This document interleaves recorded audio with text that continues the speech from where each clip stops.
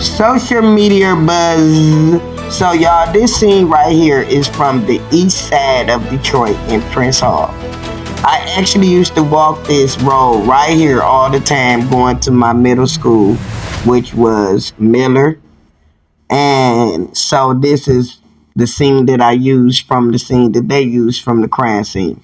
So y'all, let's get into this heart-wrenching story and we'll wrap it up. So let's see what the social media Fox 2 is saying, y'all. I like Fox 2, y'all. Let's get into it.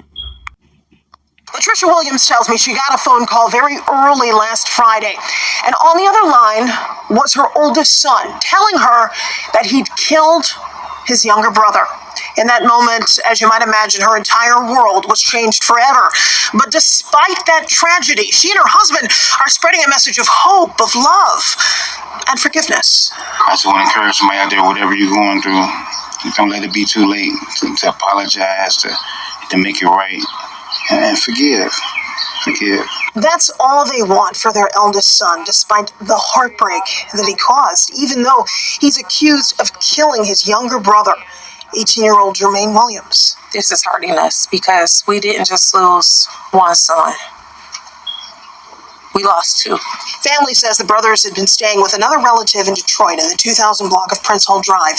The preliminary info police gave me is this. Last Friday, around 6:30 a.m., they got a call from the 22-year-old suspect about what happened. They tell me it looks like there was an argument and a struggle over a gun, and Jermaine may have had a knife when he was shot. Police are...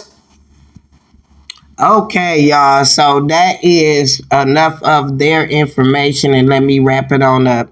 So police is investigating it. The 22-year-old brother has been released. My theory is because it was actually a domestic violence where two brothers actually got into it and it got off the hook. Now, this is a very sad story because the mother said that both of her sons was lost in this great ordeal. So I guess no matter what has happened, and sorry I have to say it like this, they have already turned their back on their oldest son. See, something was already going on in that household anyway for them to be so young living with somebody else anyway. Now, I can say this because I have boys. So I know.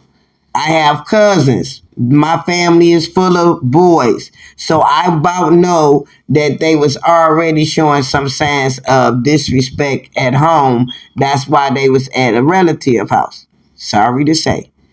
But this is a very sad story because if it was a domestic violence fight, young man, 22 years old, who had to pull the trigger on his brother who had a knife, now the family don't trust him, don't like him, whatever going on. Y'all can imagine it. Sorry about that. But at the end of the day, if the young man that was 18 years old would have got that knife in the 22-year-old and took him out, then the feelings would be reversed. So that family right there need some deep, deep counseling if that is the case.